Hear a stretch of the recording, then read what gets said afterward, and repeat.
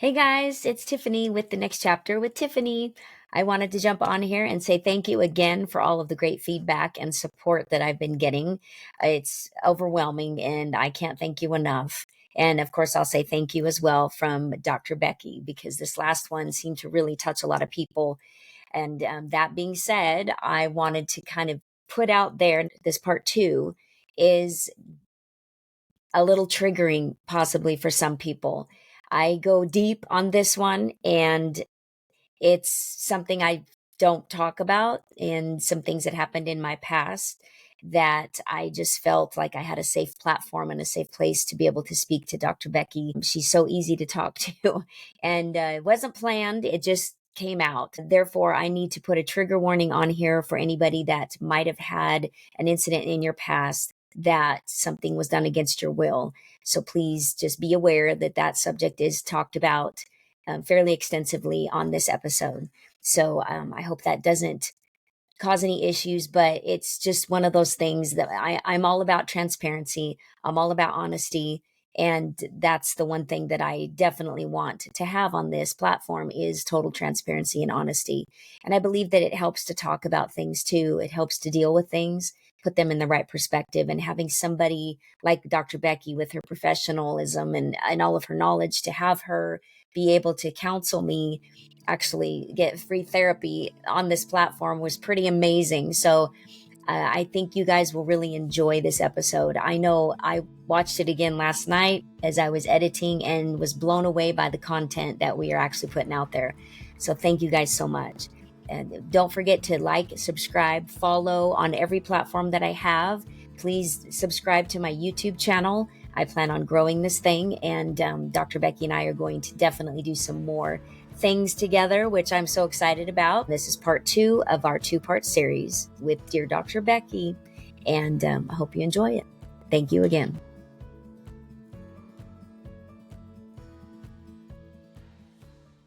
Right? just going to find some way to cope with this situation. I'm going to do something about it. I'm going to Exactly. change my thoughts. I'm going to change my emotions. I'm going to change my behaviors, or I'm going to change the situation. We have Absolutely. power to do all of those things. And Yeah. maybe we need to do several of them. Maybe we just need to do one of them. Yeah.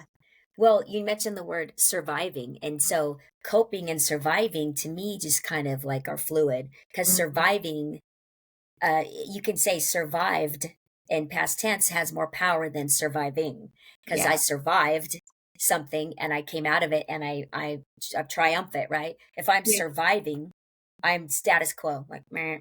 Yeah, day to day, meh, meh, meh, meh. Like Eeyore, I'm surviving, you know? So lucky, or Okay, yeah, that sounds really exciting. So I do like the fact that you change up the terminology of things a little bit and say, okay, we're not going to see, you're not going to have coping, and surviving is good as long as there's an end goal to it and it doesn't stay status quo for years and years and years and years. Because you know, sometimes you go, how you doing? I'm surviving. yeah. People answer you, you're going, sounds pretty boring to me, you know? I mean, are you living? Are you Yeah. really enjoying life? You know, surviving's like, meh, meh. So it just hit me when you were talking about changing up the words a little bit and using a more positive, more action oriented type of a thing or phrase or word instead of meh, meh, you know, because it does, it has a lot to do with it. And I feel like I definitely feel that I have always been a survivor. And that is to me kind of after the fact. Yes. Okay. Bounce back. Yes. So bounce back. And, you know, I do have speaking of survivor, I do know that I have a kind of a traumatic thing. It is traumatic actually in my past that have, I am a survivor I have never, I've never talked about it because it was something I always felt like I put myself in that scenario willingly, but to have it go wrong. So I got myself there, but I didn't choose to have happen what happened. I did not ask for that. So, that was 17. And I do believe that that has definitely helped in a negative way, helped me get to where I was for many, many years with my erratic behavior and decisions and anxious, all those things, Yeah. attaching to people and trust issues big time. So um, I I will someday get to that point that I'm accepting that it wasn't my fault because I put myself in that situation, you know? So I do, I mean, what are your thoughts on, now that we've just totally shifted there? I just didn't really plan on talking about that, but um, what are your Gosh. thoughts about something like that happening and Yeah. then what that affects your decisions in relationships? Yeah, you're huge. It's huge, and honestly, gosh, I love to have some discussion just about that, a long Yeah, discussion, because that is something I see so often, especially with females, and them taking blame for something that is not at all theirs to take blame for. And I have a yeah, lot to say about that, because it doesn't matter where you put yourself in this situation. If something goes against what you expect and what you want, and it's not something that you had any intention of, it is never, ever your fault. right. Never, ever. And I Yeah, have a lot of words I can say about that, um, because again, I see it so common. Um, I think we should talk about that a little further, Tiffany. I'm going to suggest okay, that we can talk about that, because I think it's very empowering, and I think women need to hear it. Younger women, especially, and older women who've been through those kind of things, need to hear it. I do want to come back, though, to your overall statement, which was how that's affected your attachment. And I will say, absolutely, you're 100% right, because that, I think that is the limitation of these attachment theories. And if you look at the critics that will talk about, there's a lot more that goes into attachment than just, how we were born and how our parents right. raised us, because of what you just described. Perfect example, going through traumatic events. And I am really sorry that you had to go through a traumatic event. Thank Oh, you. had to go through is not the right word, but you went through a traumatic Right, event. And those things definitely shape us. They can completely change our trajectory. They can completely change our personalities even. They have such a huge impact on us. They can completely change anything about us when we go through traumatic situations, because we're not the same after that. We just aren't. It right, changes us in some kind of a way. And there can be positive changes, as you said, as you learn to accept, not take responsibility for somebody else's actions, but accept that you can't do anything about it, right? That it is something that's happened. You can't change it, right? So we can work on acceptance. But the fact of the matter, when you go through those things, it changes you. It yeah, does. And it's forever. going to change how you see people, how you understand the world around you, whether you trust people. Yeah, trust is huge. Yes, yeah, it has a huge impact on that. So yes, it massively affects attachment styles and just our relationships as a whole, frankly, Yeah, and how we view people, and how, if we trust them and how we trust them. I yeah, smile at a weird place just now, because I will tell you, I think trust is such a big issue. I've decided that I was going to write a book on trust, and um, awesome. and there's some many components, but now I'm kind of thinking that I might bring in other particular things into that, because there is so much in that area. Though I'm not really sure yet, but trust is big. It shapes our human relationships, all of them, Absolutely. all of them. Yeah, And yeah, when it we've gone does. through relationships when our trust has been broken, and there's always going to be trust broke. I think you said at the very beginning of this, you're like, I'm not talking about trust of somebody going and having an affair, because trust can be many different things at many different levels. And you Yes, said trust, just simply trusting somebody will be there for me, for example, right? Simply trusting other people will think about me, keep my needs in right. mind. Make the Um, right decisions. Make the right decisions, want to protect me, care about me, right? That's what we do when we put our trust in other people. Right. And that's what they do for us. They kind of expect the same thing back. But there are people out there that aren't trustworthy, as you Mhm. just explained. And when we put our trust in somebody and they end up not being trustworthy, that can throw us for a huge loop, flip our world Absolutely. upside down. Yeah, yeah. definitely. And uh it's interesting how for many, many years when other people you would see women on these, like 48 hours, Dateline, different news things, knowing other Mm. people that were and I'll just say it, SA, I can't say it on YouTube because they'll flag me, but that were SA'd, if that would make sense to you, right? SA'd. Um, you detach, you go, you just know that that happened, but then you go, but I put myself in that situation. I was willingly there. I knew them and them. Let me just tell you, it was more than one. So Mm. it's multiplied going, okay, you did that to yourself. You don't qualify to be that person that can say, that was me. I am a victim, which I'm not.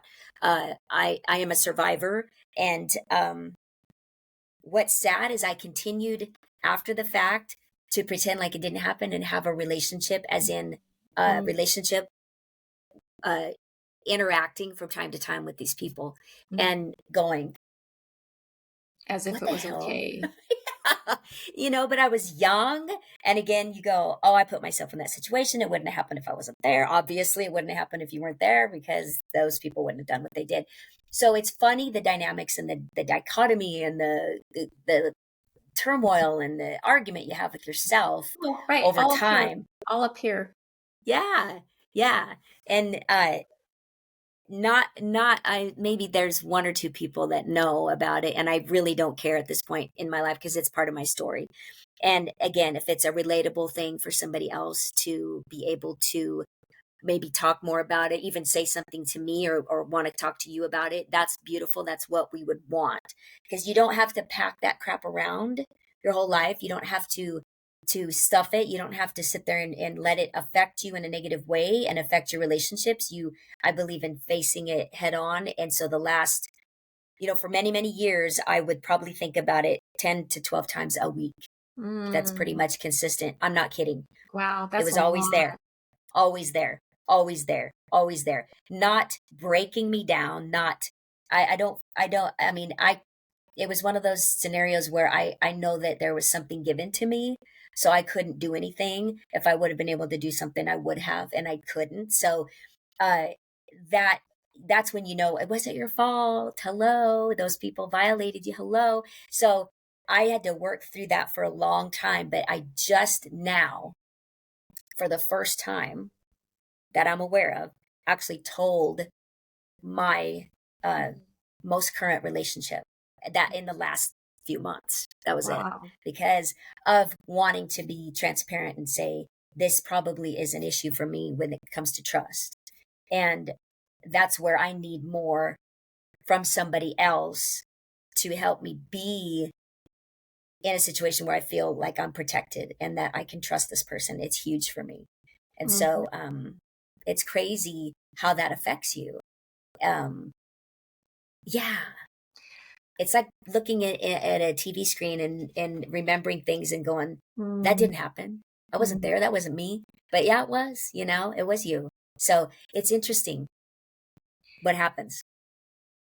Well, there's so much there with just the fact that look how long it's been and how it's impacted you and your Hmm. relationships, and more so because of how you have then viewed yourself, right, in your relationships, and frankly taken responsibility for something that wasn't yours to take. And that is the hardest thing that I see all the time, is people taking, young girls taking Yeah. responsibility. Well, I shouldn't have been there, I shouldn't have gone in there, I shouldn't have been alone, I shouldn't have gone into the room with them. I shouldn't have I wore what I wore. I've heard all those. all Yeah. of those things over and over again. And so they blame themselves. And I'm like, in a perfect world, you should be able to go anywhere and do anything and never have to worry. So the fact of the matter is, if it was a perfect world, you wouldn't have to think twice about any of it. So does that make Right. it your fault? No. Yeah. Would you have ever done, my question is, would you have ever done something like that without somebody else's permission? And they're like, no, I would never have. Never, ever. I wouldn't even imagine or think about it. And I said, well, that should tell you everything right there. Yeah. because you would never do that to somebody else, because you're not going to treat them so horrible and violate the trust and Right. take advantage and harm them. You're not that person. So what does it say about that person that did it? What does Right. it say about that they don't care, that they did violate trust, that they did take advantage, that they did, frankly, take advantage of somebody who's vulnerable, because that's really Oh, truthful. absolutely vulnerable. Because we're Yeah. I vulnerable in had many ways. feelings. I had feelings for one of them. I Yeah. definitely had feelings for one of them at the time. This was, after a long-term relationship had ended, and graduation night, 1988, I had a crush on somebody, and they both, two people there. It was just, but yeah, it is hard to get over that hump, as you said, where as you're young and impressionable and still just completely vulnerable as a young teenage girl, um, and not realizing it is not your fault. You would not have allowed that if you would have had the Mhm. opportunity to leave. You would not have allowed that. God, no, I would not have allowed that. That was not who I was. So, yeah, it is interesting. I And want the funny, go ahead. Oh, I just think it's really important to add that even sometimes when people step back and recognize, well, why didn't I fight harder? Why didn't I try more? Why didn't I could have maybe tried to leave. I really like to point out how the amygdala in our brain basically triggers the autonomic nervous system, which is our fight, flight, or freeze response. And so sometimes in the moment, people literally just freeze, because that is an autonomic nervous system response. And so a lot of the people I've worked with will say that I could have done more, right? So I blame myself. And they have so much shame with it, Mm, so much shame. blame and shame are what we work through. And when they start to recognize that their body was responding automatic, it's autonomic nervous system, but I call it the automatic nervous system Right. response. And it is a protective mechanism, because sometimes freeze is what will help people from getting hurt worse, right? I Sure. mean, that's true. There's a reason that our body responds that way. So it's just important to recognize that we're going to respond one way or the other to protect ourselves, sometimes without even our own ability, because our brain is going to freeze up. This is like you're in the middle of something that you have no idea what is even going on here. What just happened? How did I get here? What Yeah. in the world, right? And it's so overwhelming. You just can't even fathom how this is even happening, and your brain kind of goes into this freeze mode. And some people will even say that they black out, they don't remember, or it's like they disassociate. It's like they're just Exactly. seeing it over the top, and they're not part of it. Like you said, I wasn't there, but I was. And Yeah. so that disassociation happens really commonly. So our brain has a huge piece, a huge impact in that experience that we're happening when we are just completely overwhelmed, because we're in shock. We're literally in shock Yeah. of something that's going on. And so recognizing those things really can help people move from that blame and that shame, when they recognize that, okay, this is how my brain responded, sent that message, and I didn't really have much of a choice in it, because that's how my body protects itself, right? Is by fight, flight, or freeze, as we all know. Right. And therefore not take any, and not even the little bit of responsibility. I'm like, it doesn't matter if you're standing in a room, stark naked, and somebody walks in the room. That does never give anybody permission to take advantage of you. um, No. I, I I saw Europe one time said something that was really, they had a campaign for women, and the campaign was, instead of, you know just say no, right? It was the opposite. It was, yes means yes. And I love that, Oh, because it's wow. like saying, if you're not getting a yes, It's a no. it's a no. It's a hard Exactly. no. Right. Yes means yes. And I think that's something, a message that we need to send to everyone. Yes means yes. If you Mm. are not getting a yes, then it's a hard no. Absolutely. And Yeah. and here's the thing too that is so important to recognize.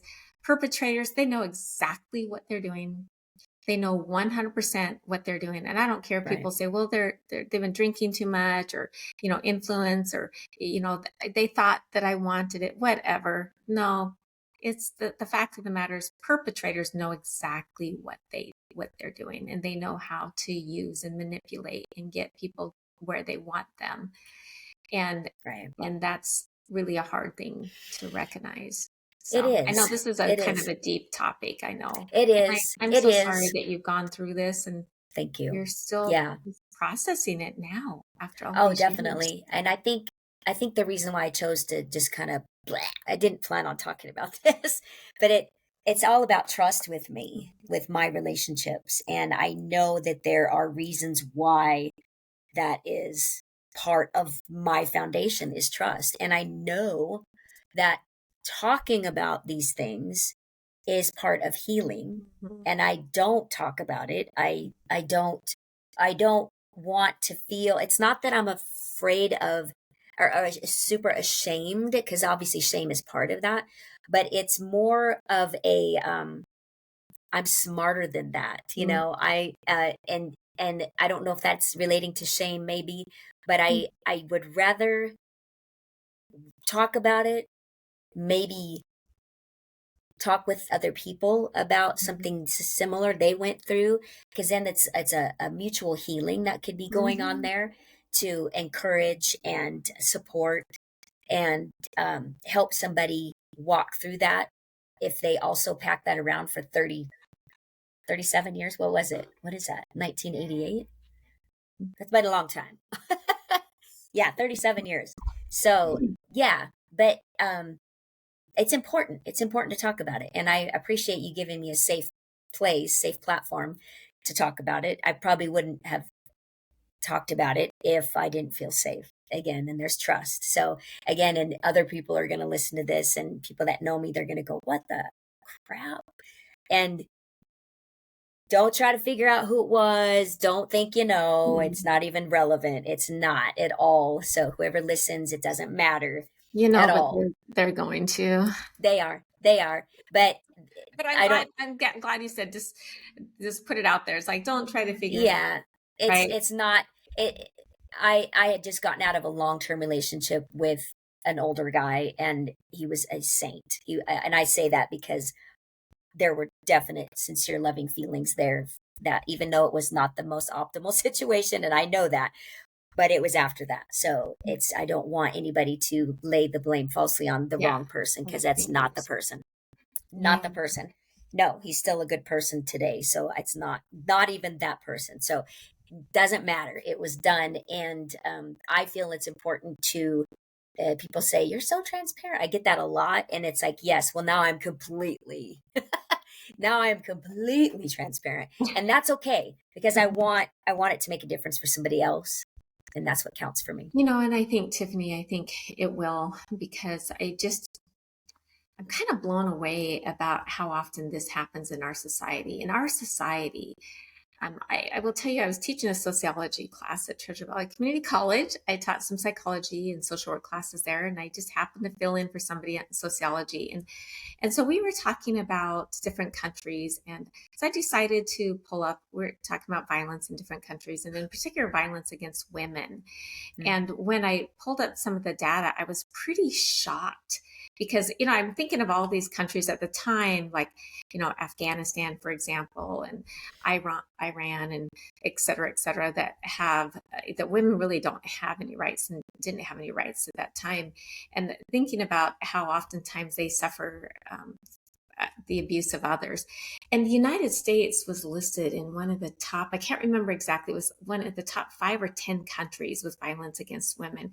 And that just absolutely blew me away. I'm like, how Yeah, can we be a country as we are, a dominant world country with women that have civilized. free, yeah, women that have the free agency, unlike a lot of other countries, and yet have so much violence against women. And they had just finished doing this massive survey in the country, where they ask women a lot of the questions, and they found that they were um, and that's why they also said that's probably why the United States was up there at the top, because of that particular survey and how much women had experienced between sexual harassment and molestation, and all different types of, especially sexual crimes. Frankly, it was Right. related to sexual crimes of some sort or the other.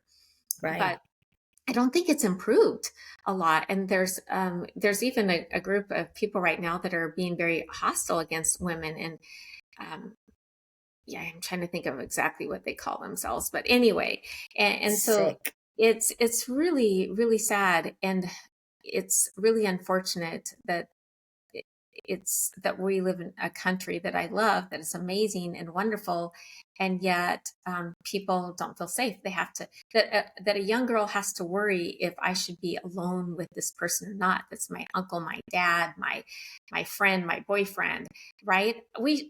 They should never Yeah. ever have to worry about that in the first place, ever, No, ever. no, no, no. And it's something that as a I mean, you have kids, and you have a big extended family, and there's the younger Mhm. generation that, they're so preoccupied with that thing right there that they don't have any self-awareness.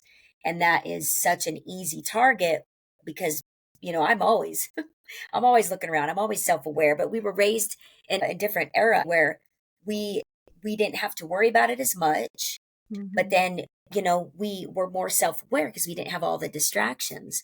And now, I'm a mother of two beautiful daughters, and my biggest fear is that they'll be distracted one day coming out of a store or something, and then or followed home from a bar out at night partying with their girlfriends. This is like every mom's nightmare, to think about what happened to me could possibly happen to my daughters.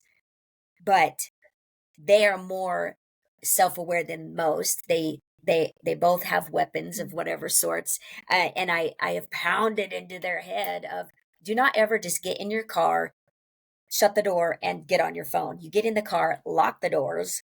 If you want to check your phone, check your phone. But don't do it till after you lock your doors. There's all these things that, you want. He's like, I shouldn't have to sit there and tell my kids all this, but it's the world we live in.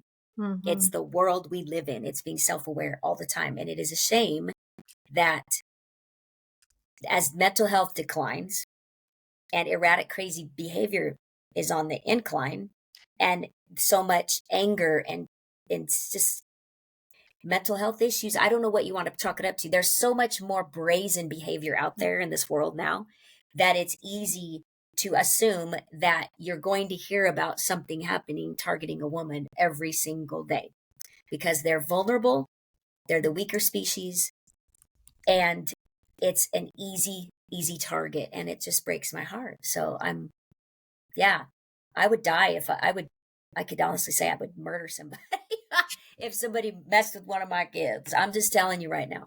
Right? I'd go That's to prison. that protective parenting in us, the mother Mama bear bear. all the way. And Mama bear. I've Yeah. said that all the way too. I definitely want to add a couple things to what you said. I think which just as equally, if not more alarming, is that many times it's not those strangers, right? It's not the Oh, sure. stranger, as we Sure. hear and talk about. Almost always it's people that are, and this is why it goes back to the attachments and why it's so hard, is because it's people that we typically trust. And Yeah. it can be uncles, aunts, it can be parents, it can be grandparents, it can be a boyfriend, it can be a boyfriend's a friend of our friends, right? Boyfriend. Exactly. It Your can, friend's but boyfriend. right, exactly. Yes. Yeah. But they're people that we trust, and Yeah. those people have access to us. I think that's Yeah. important to recognize. They have access to us, and then they can also work on building our trust. With younger children, we talk about grooming and building trust and how that works, and why that happens. And so it again, it is a lot about trust, and it's sadly enough, oftentimes the people that we trust the most are the perpetrators. It happens all the time. Right. And I want to add one other thing to what you said. You talked about, being kind of detached, because I think there's a couple things. people are more detached with their phones. They're not having those one-on-one conversations. And so they're feel free. There's no filter. They feel free to say and do whatever they want to, right? And so Yeah. they don't have that filter anymore. And I think that's creating a lot of this horrific, these negative feelings and these horrific things that are happening with even just communication, the Right. breakdown in communication because of what people are saying to each other. It's really Yeah. sad, the things that they're saying to each other and how harsh it can be. Because if they're face to face with that person, they wouldn't be saying it that way, but they can sit behind the screen and Oh, say whatever they want to because they're bold and brazen oh when they're behind boy. the screen and there's no But filter. at this, they're cowards at the same time, right? They're cowards, and that's Sure. the only way a coward can operate, and it's very I sad. I think that's an excellent point. Absolutely. I Yeah. want to I want to add one more thing about the screen thing though, and that's it's a whole nother way of manipulation. Trying to think of the right word, but the fact of the matter is we're running into a society that we really haven't been exposed to lately. Some of the things that I've seen that have been to me some of the most alarming are frankly is sharing of videos of um, of intimate videos, we'll say it that way, of Yeah. intimate videos and without a person's knowledge. And that is just horrific. It's Yeah. honestly, it's happened in a couple of schools around this area where people share their intimate relationships and they go share it with they video it without the other person's knowledge and they go share it with their friends at school. Could you imagine Oh my having your gosh. friends, having people at school, having seen you exposed in that way? Can you God, just that's even terrible. imagine that? There's that's it. It's a crime, isn't it? Should that's a It crime. is, it's a huge crime. And sometimes it just gets skirted away and it blows me away. Well, he said, she said, well, the video was there, so they deleted it and people saw it. So it happened, right? Oh my And gosh. it's frankly, it's Terrible. child That's pornography too. traumatizing. So Yeah. traumatizing. Yeah, it's Can't even imagine. horrifically traumatizing. And that's another thing that our younger generation are now having to worry about that they never used to have to worry about before. Right. Yeah. Again, your trust is shattered Mm-hmm. forever. Oh, Trust. Because you wouldn't normally, let me say normally, be intimate with somebody unless there was a level of some sort of a relationship there, which right. has to do with some trust at some level. So that's been completely violated. So this young woman, more or less, it's going to be the target's going to be the woman, the girl, is forever altered.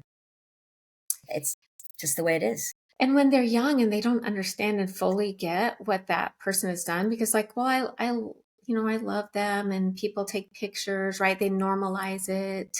They make it less than what it really is. And then they like go to school and they see that person. And like you said, they could just kind of be friends with that person or still have some interactions, even though they, Yeah. in their gut, they know it just felt horribly wrong and it wasn't right, but Yeah. they struggle with make at that young age they struggle with making sense with it at all, and Right. it just creates all kinds of complication, and then of course that impacts them and how they feel and think about themselves and how they trust themselves, right? Because now they don't trust themselves to make good decisions.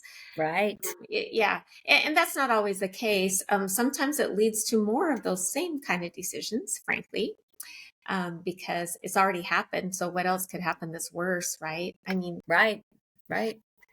Yeah. yeah, it can lead down to more bad decisions, frankly, a lot of the Oh, time. yeah. Well, and I don't know.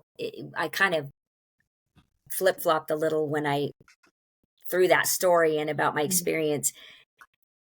I don't know if you caught that after that was Mm-hmm. multiple bad Yes, relationships where you they did say cheated that. on me. Yep. Mhm. And the only stable environment I had from 17 to 24 was when I met the girls' dad. And he was the safest place I'd ever felt. And it wasn't necessarily mad love, it was a safety Safe thing for me. place. Yeah. And to this day, I still feel safe with him. We have a great relationship. No, that's great. I'm trying to get him to come on here with me and talk about co parenting separately because we've done a Oh, fantastic job and we spend so much time together, because we have our our beautiful girls in common. They've always felt that no matter what, mom and dad are united. And we've been apart since 2001, you Mm, know, but we raised the kids in the most beautiful way separately that we could. And mm. I'm a huge, Kudos huge for you advocate. guys. Yeah, Kudos for you huge, guys. huge advocate I hope he for does come positive on. co-parenting. I do Yeah. too. He's I think he's nervous about it, and it's like, look, I'm not going to sit there and bring up embarrassing things. I just want to talk about what we did. How did we do this? Because people have told us for years, you guys should write a book. You should write a book Um, because the way you operate and how you do things. And I've always told any relationship in my life after him was, he's my family. He's part of the equation. It's my kids' dad. And I moved, I moved from Southeast Boise to Caldwell for a little over a year, but then went to Winnemucca in 2010. mm, And my situation in Southeast Boise with my second husband, and then my third husband in Winnemucca, it was like, this is the way it is. This is my no. There's like, this is it. So it's a deal breaker if you can't accept him, because when we go on trips, he'll be the guy that wants to come stay with the kids, and he can uh, come stay with the kids. And it was always like that. So mm, I but there was something about him. And what's funny, you want to hear this funny story? This is a sure. We actually met through mutual friends after Mm, I moved back from McCall, mm. after just kind of a string of crazy up there. I needed to do that though for myself. I'll tell you about that another time. But Okay. To yeah, be it's pretty told. interesting. Yeah, yeah. I met Chuck, and then instantly just felt safe. He wasn't the like the typical guy that Tiffany might go for, but there was just something about him, and it's almost like God said, that's the guy that you're going to have the most amazing children and grandbabies with. So this is you just get married and do it. So we got married 30 days later. Oh, whoa. So there's 30 Tiffany days. 30 days later.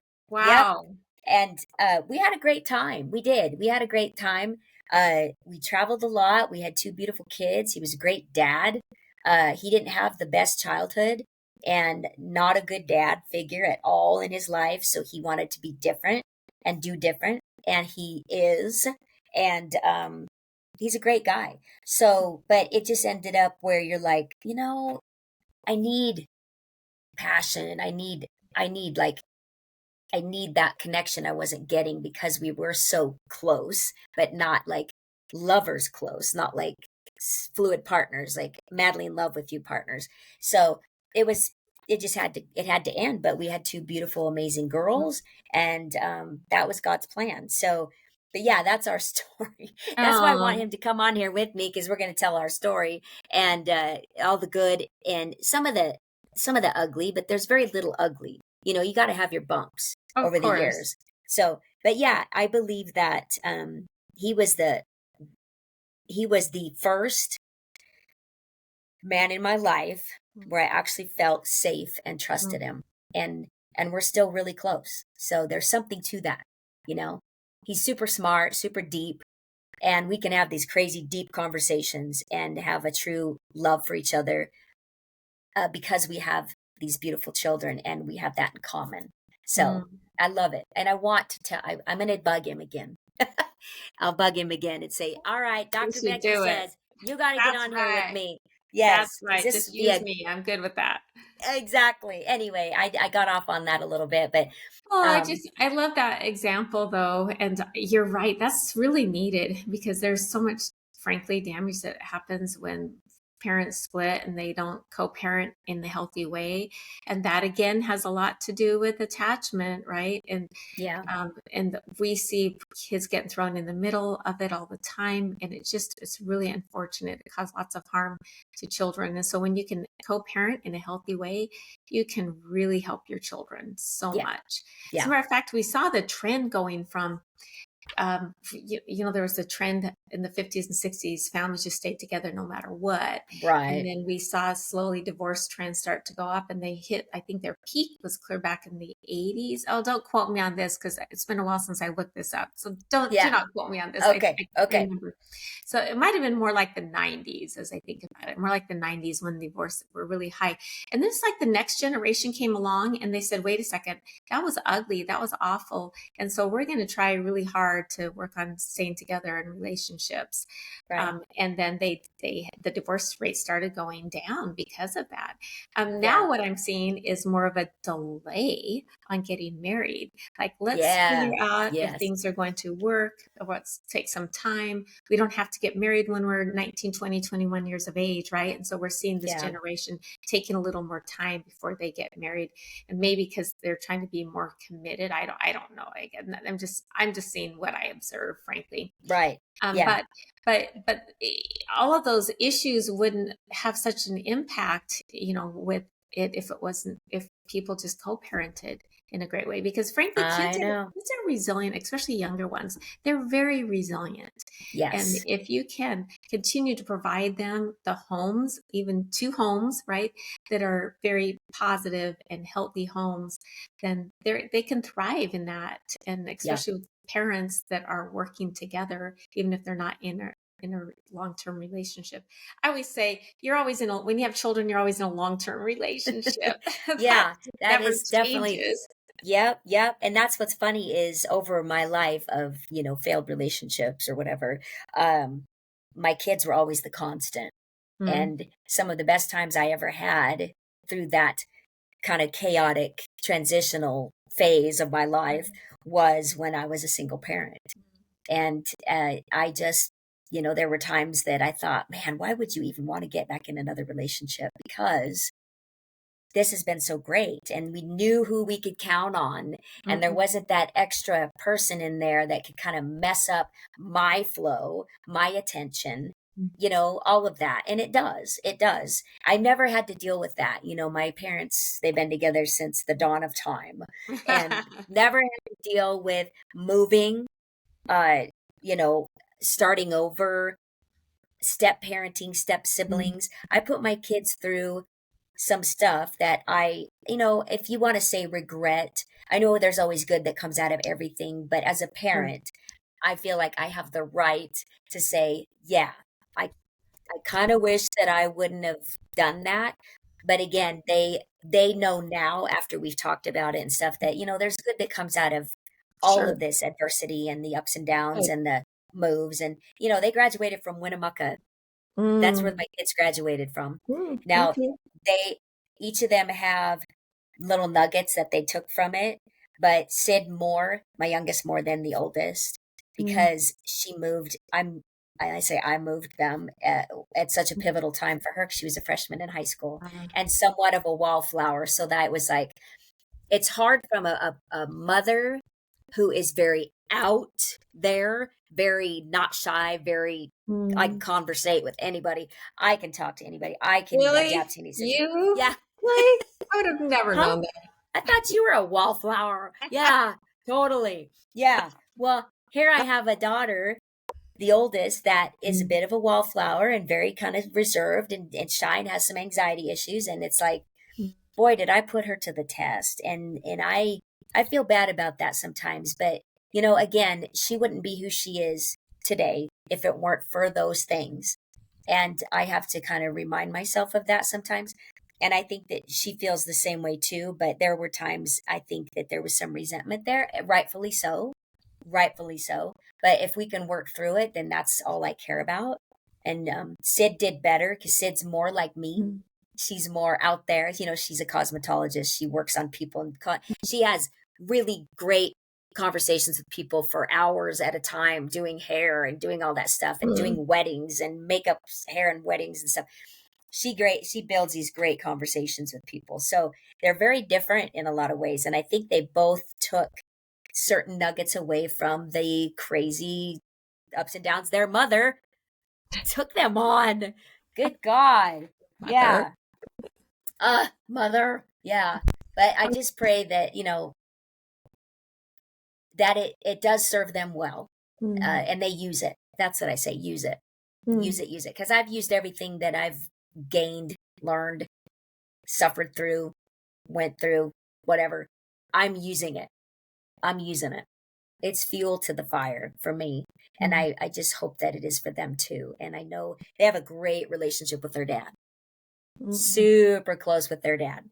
And that to me, I think that actually got better their relationship as the distance was an issue, Mm. because there had to be more effort made on both our parts to make sure that they were always able to spend time together. So I think that really made a difference in a lot of ways. And I again, silver linings, right? That's Yes, what I try to you're see. so good with silver Yeah, linings. I try just because I just not going to be that wallower. I don't wallow. No wallowing. No wallowing. I'm going to make a shirt No that says no wallowing. wallowing. That's No right. wallowers. That's a mouthful. No It is. whiners, no wallowers. Yes, whiners, wallowers. That's a tongue twister right there. I know, but it's a good one. And again, I love the resilient nature of everything that we've talked about, and the human power to be able to change. And you know, Mm, you're such a good example of that. And thank I you. love the fact that you are being vulnerable. And you know, that's kind of interesting when you think about it, because your pattern has been avoidant and not so much being vulnerable, right? You've always been a powerful woman, but there are certain things that you have avoided, right? And Mm. here you are just sharing to empower. I'm going to say sharing. Okay, I was going to say throwing it out there. No, well, but to for the purpose, because it's true. When we Yeah, share our stories, we can help other people. And definitely. that is so wonderful, that I know your heart's in the right place, and you've gone through a lot that a lot of people will be able to relate to. Frankly, I've seen it in counseling on a Oh, I regular bet. basis. So I I know bet. how many people. I used to think every other woman I worked with has gone through, you know, Yeah. what you've gone You know through. what? Nobody would ever think that No. I had that happen, because it doesn't define me, obviously, and it's not something I pack around and like, this is my armor, no. So I think the majority of women, you would not know unless they made that Yeah. a subject. And, Seriously, it's just and they don't, for a lot of reasons, right? A lot of reasons. It's embarrassing sometimes. You know, there's also, shameful. frankly, there's ego that goes into it to play. Like you said, like I know better. Right. I think that's a very, very common thing that a lot of people will say. And that goes back to our self ego. And I'm an intelligent woman. And so I think there's a lot of things that come into play Yeah. for reasons. And of course, the shame and blame, as we talked about. But I just think that your examples and what you've shared really help us to see how life's frankly toughest experiences, that through it all, as you've navigated these, that you have still been able to stay connected to what really matters. And my thought for you especially is your worth and your power. Mm, I see that in mm, you. You've really thank stayed you. connected to what really matters. Of course, your family obviously matters, but I'm talking about something personal, which is your worth Right. and your power. And through all of it, you have stayed connected to that. And I'm going to say more than connected to it. You've grown in that. And I think that is Thank you. wonderful. And so, as I say, don't ever let anybody take your power away from you. No, Don't, I don't, feel I, don't I have feel that bad for the happen. guy that tries. No. And for anybody, Yeah. um, and if somebody's saying negative things and trying to do that, I sometimes I think of it as like, you know what?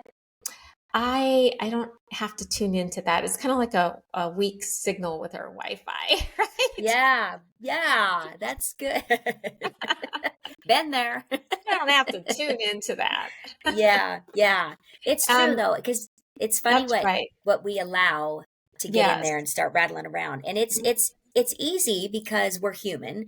And when somebody And claims we're they care connected. about, And we're yes, connected human beings. yes, right. And when somebody claims they care about you, whether it is a spouse, a sibling, whatever it is, any relationship, where they say, I feel this way about you, I blah blah blah, but then their actions are hurtful, hateful, vindictive, rude, and then you keep hearing stuff, and you just like, wow, because I know who I am. I Yes. know what I'm worth, what I'm capable of, what I have done, what I continue to do. And it's like, man, you are so wrong. So if I don't Yes. value that I know they're wrong, and I know that their opinion doesn't define me, or shouldn't have anything to do with me at all, because I can't control what they think about me, nor do I care. So their opinion doesn't, it's not relevant. So the fact that that can still affect you when you Mhm. know deep down in your core, these people are not my people. If I wasn't Mhm. related to them, I wouldn't even be friends with them. Whatever this thing is, why do you care? it's so it's this dynamic. You're like, damn it. But it is what it is. And I try to put it in its place and just move forward and fill my head full of positive, the loving, the kind, Oh, the nurturing, the people that I know want to be in my circle, and I developing all these relationships and deepening these relationships. That's mm, what matters to me, and my family, my mhm. immediate family. Yeah. And Yeah, my parents. yeah, yes. And I just love how you said that because basically what I heard you say is I can make choices. I don't have to listen to others. And in fact, no one gets to tell you your value but Yeah. you. Yeah. Nobody gets to Yeah. but you. That's And beautiful. I think that's just so empowering to recognize that. And also to know that we can say that we don't care, but we do because we're human. But Hmm. if we do what you just talked about, replacing it with who I truly am and who I know I am. And, for me, a lot of it does come back to my Christian belief. Hmm. I'm God's daughter. And so that to me is empowering. And I know that I have worth and I will always have worth. Nobody Yeah. can take that away from me ever. Yeah. And that can help me to maybe make those other voices a little bit weaker, Mm. maybe even mute, Yeah, right? Yeah. right? Mute. Yeah. Mute. You know that you've grown exponentially is when you can lay there at night on one side of your heart, head, whatever you want to say, is still hurting and kind of ruminating, but on the other side of your heart is, I'm going to pray for them. I'm going Mm, to I'm going to I'm going yeah, to pray for them and their, health, well-being, and that one day they find peace. And yeah. that's all that I say. It's never anything more, but that's when I know. I struggled with that because that was big for me. I pray all the time. I'm like multiple times a day. And that's huge for me. And I that was a big deal for me because I couldn't get there. I couldn't get there for a while. I'm like, you know, It's called pride and ego. yeah, it is. Yes, exactly. And so I like get through it, fight through it, and then, okay, you got this. You can do this.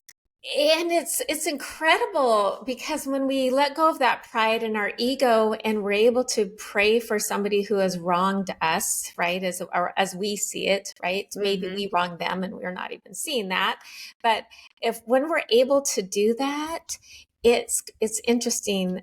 It's like we think that we are, humbling ourselves and not being so prideful and that maybe we feel weakened, right? Because we're not strong and we're not standing up for ourselves and fighting against Yeah. that person.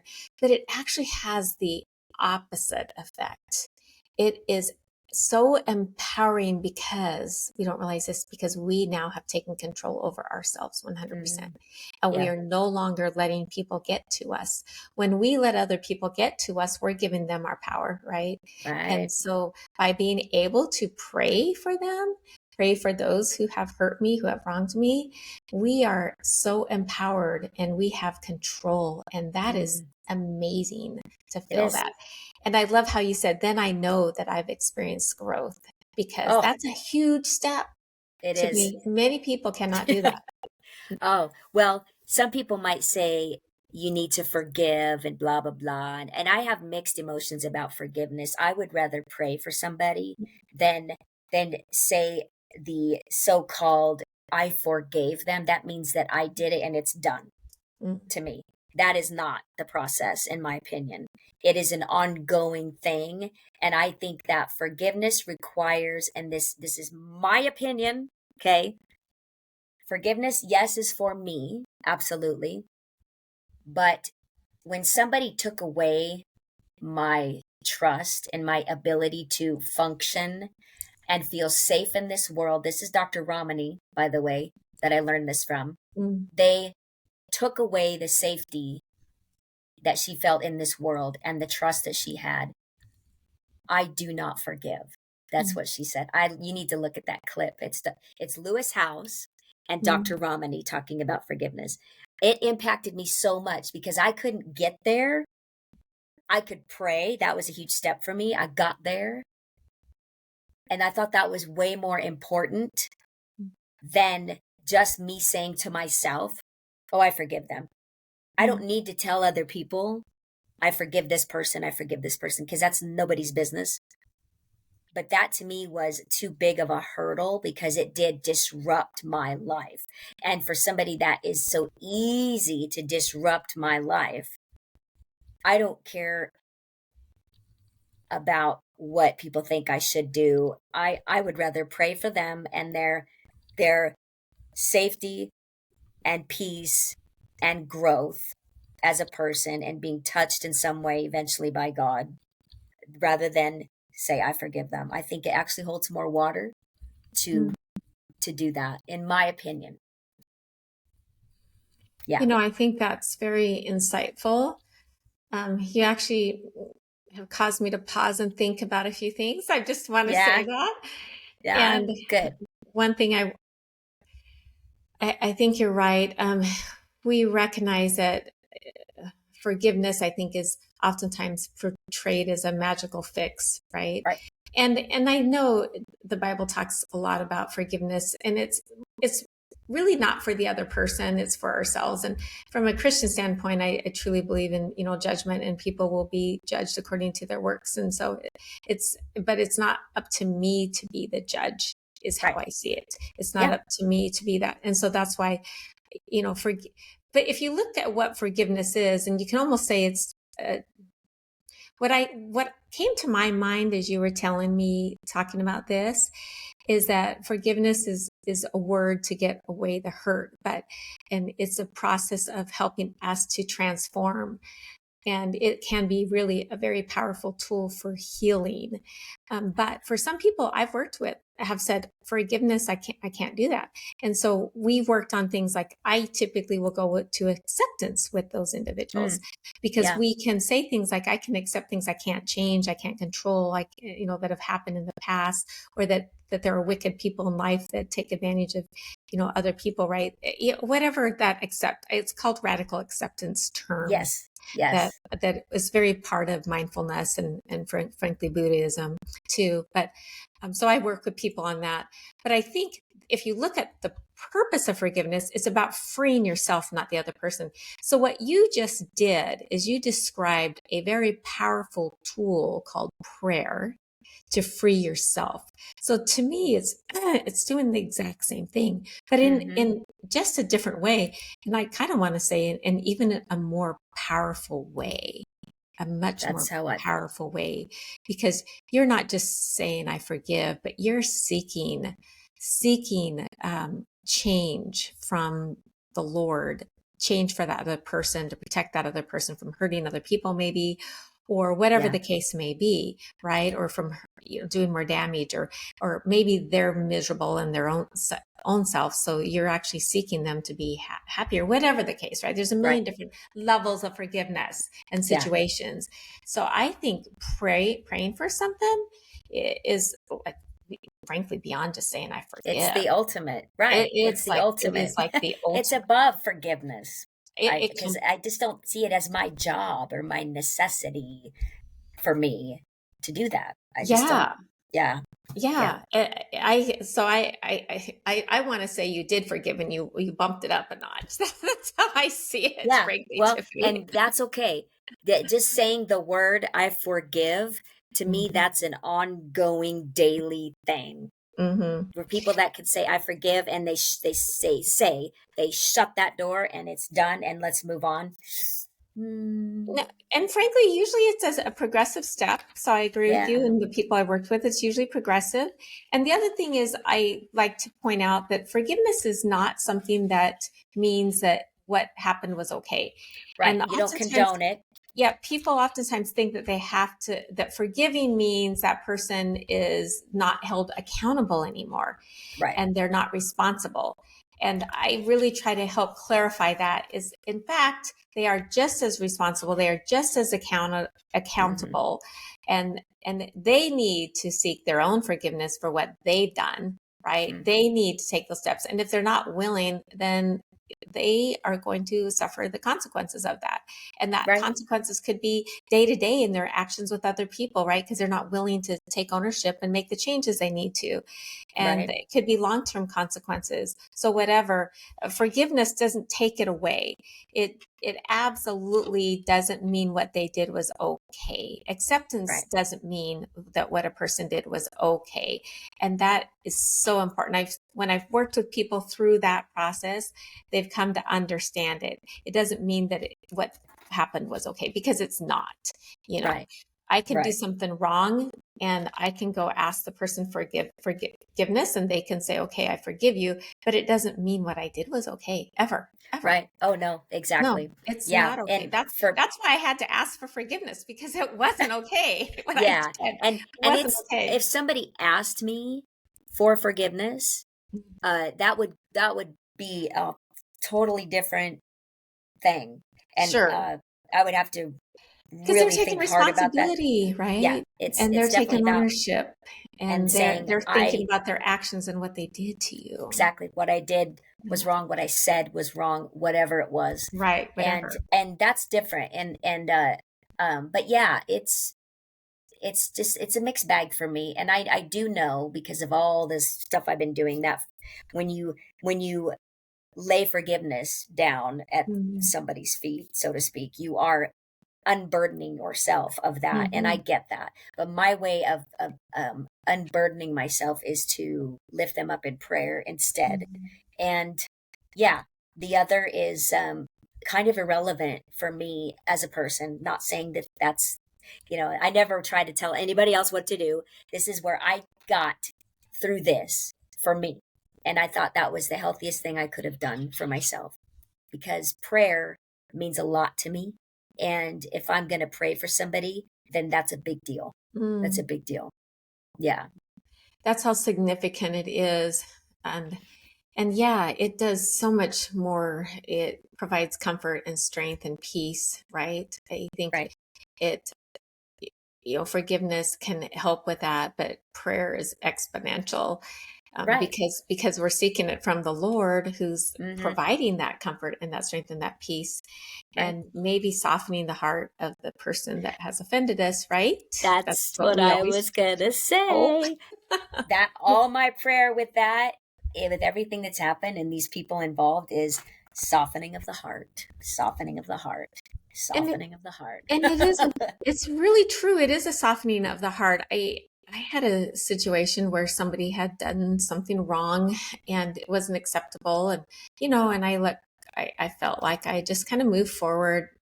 I don't even know if I used the word forgiveness, but I just moved on. Trying to hold that person accountable, however, still. Yeah. But that person died kind of tragically. And, I just found myself praying for that person. I Mm. didn't have any negative feelings whatsoever.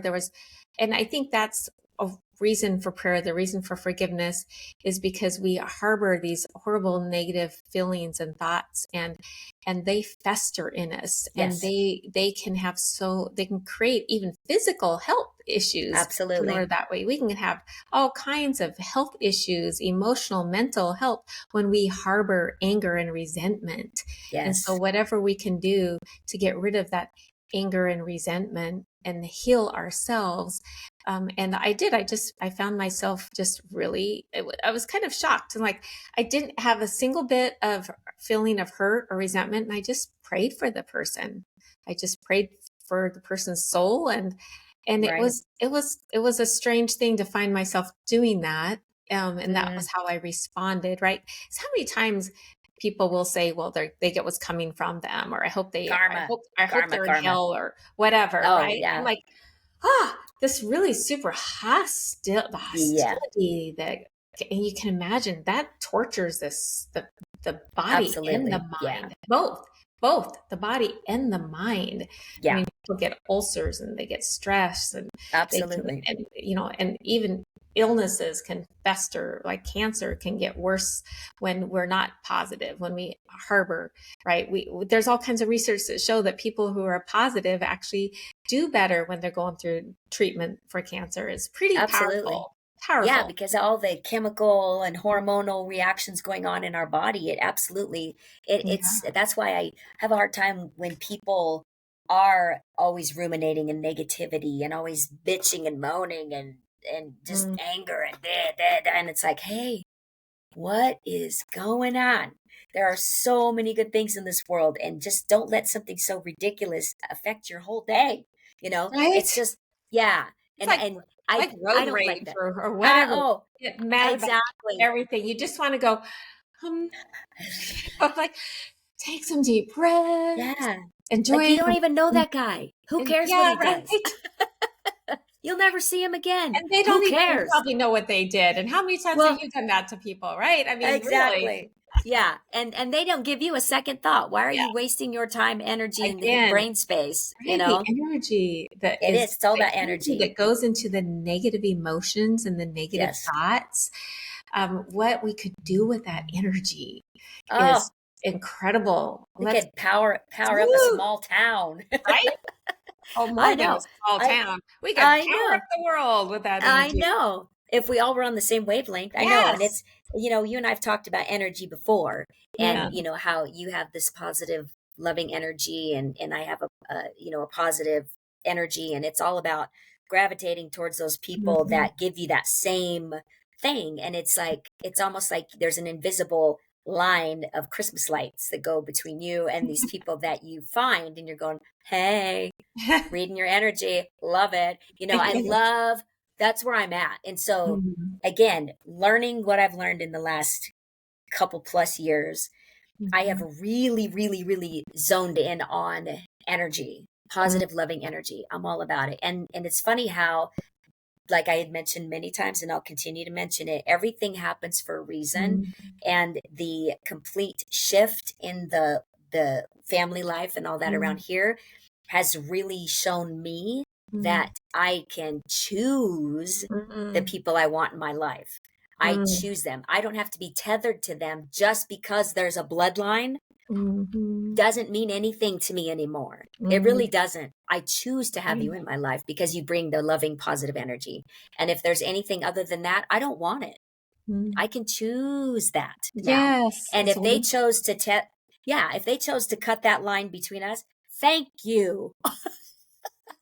I'm so thankful that you did because, Mhm. again, I choose who I want to be around and who I give my love, my heart, my energy, my whatever to, because I just don't have time for the negativity and the chaos and the drama and the BS. It's like nobody should settle for that. I don't care. And it's funny how, and we should do a whole nother episode on how there's this constant conflict when you talk to people. It'll either be, well, they're your family. You should blah blah blah blah. Make amends. I'm good. No, I'm good. I got family. They may not be blood, but I got family. And they got my back and they Mhm. respect me and they love me and they accept me for who I am and they know me because I've had them for decades. And I want that. That's my family. So you have this difference, and then you've got, which you've probably seen in what you do for a living, is more and more people for whatever reason are choosing to disconnect Mhm. from family if it's toxic, if Mhm. it's something they don't have the same belief system. I'm not saying I agree with all of the reasons why, I see what's going on, but it's getting really common. And I think people are really learning that I don't have to be tethered to that. But I get it now. I choose not to have that. I want energy, I want love, I want respect, and I want the same type of walking the path in the same direction to enlightenment, to learning, to growth, to love, peace. I'm talking like a hippie now, but I'm telling you, I get it. I get it now. Or a Buddhist, one or the Or a other. A Buddhist. There you go. if Thank you're you. a Buddhist. Life is so damn short. Hmm. Yeah. So short. Gosh, I just want to say amen to what you just said. It was Hey, I get it. Hey. amen. because it was so profound in the fact that we can choose. We have the ability to choose those relationships and to choose.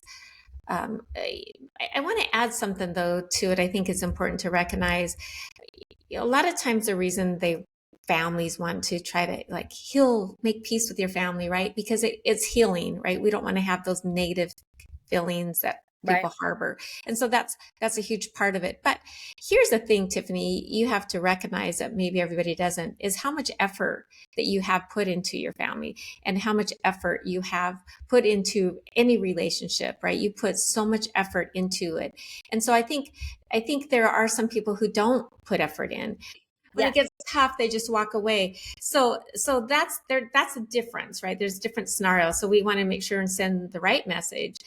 Just like absolutely. when I work with couples that are considering divorce, and I would many times people are like, well, you should stay married for the kids. And my reframing is, if the kids are the reason you choose to work on your marriage, that's great. If that's the only reason you have, like maybe you feel like you've fallen out of love, but if they're your motivation to work on your marriage, then let that be your motivation. But here's the key.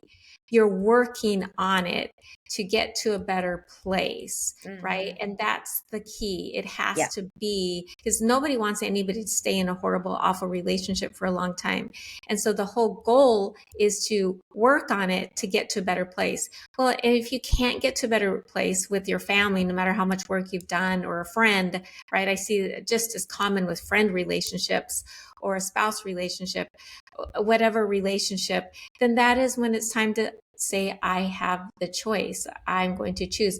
But the path of trying is very powerful because we learn and we grow from it. And sometimes we hmm, can choose those relationships. I mean, we can change those relationships by making the effort. And yeah, so I can choose now to move away from that relationship.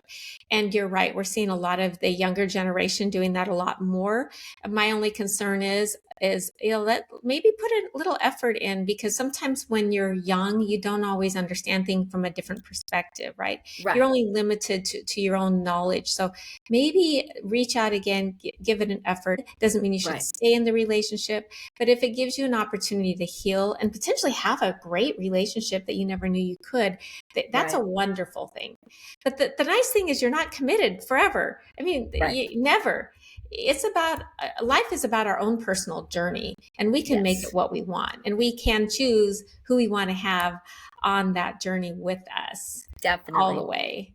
And Absolutely. I just love that you talked about that, so that people do recognize it and can be empowered, either empowered to make change, right, or to Hmm. make choices to Yes, change the relationships. yes. Amen to that. And I think that is the perfect way to end our Right? two and a You don't half plus hour. you don't think we've talked enough, Tiffany? I love it. I'm telling you, that's why we have to do this once a month. I'm telling you, my friend, it may end up coming down to once a week at some point, because this is just too good. But It's I really appreciate you so much and your wisdom and what you know because of your experiences with different clients, different things that you've seen over the years, obviously your education, everything that you just bring to it. I just am so grateful. And I can't thank you enough for doing this with me again, girl. It's Well, awesome. I just want to thank you for inviting me and also letting me feel your energy. And that Yeah. is amazing to me. I just want to say your energy and your example of your own personal growth is pretty profound. And um, there's so many things in that. But yeah, we Thank could you. keep talking. So I I'm just know. I know. I what know. It's like, gosh, it's coming up on the 3 hour mark. the But heck? I'll chop it in half and just make them hang on like they're hooked and they have to come back for the second one. That's So right. yeah, thank you. I appreciate the free therapy as well because it really does help to talk to you and you gave me a safe place and that's why it just kind of came out. So I appreciate you giving me that safe place to talk and Yeah, work through that a little bit absolutely. and give me some Hey, insight it's a as well. privilege. It's a privilege if I can in some way impact you on your journey and what you're doing. So thank you. It's definitely a Yes, privilege. yes, thank you. So, reminder, be Yes. sure to find Dear Dr. Becky on YouTube. And how often are you putting out content? I don't know if I've I even was asked you doing that. once a week for a little while, and then with several things going on with I haven't been, but going to be starting that up again in the next month. So back to once Okay, a week is the plan. awesome. Good. Well, There may I be understand. delays here and there, but that's the goal. Yeah. No, that's wonderful, and I look forward to the one that you said that you posted on feelings and Yeah. how that Feelings, impacts light, us. And light. How they yeah, can so lie to I'm us. And there's one exactly. on thoughts and about how thoughts can lie too, which Okay, is I'll go interesting. find those. I Yeah. could do a lot So more on thoughts, but yeah. Okay, go find yeah. those. Okay, I yes, can't and wait to I hear will. what we're going to talk about next time. Oh, Woohoo! I know. We You got just it's like, let "Oh my me gosh, know. what?" I know. Well, I'll make sure and I'll add the link down in our Oh, YouTube awesome. channel and on everything so people can just bounce to you. Oh, And that's awesome. again, thank you so much. And gosh, yeah, I don't even know how we can top this one, but we'll try. Anyway, thank you so much, Becky. I'll Well, talk to you like you said, soon. it's at least therapeutic for us, right? Yeah, Because it's all good. it is. All right. Thank you so All right. much. We'll Thank talk to you. you soon. All right. Bye bye. Bye.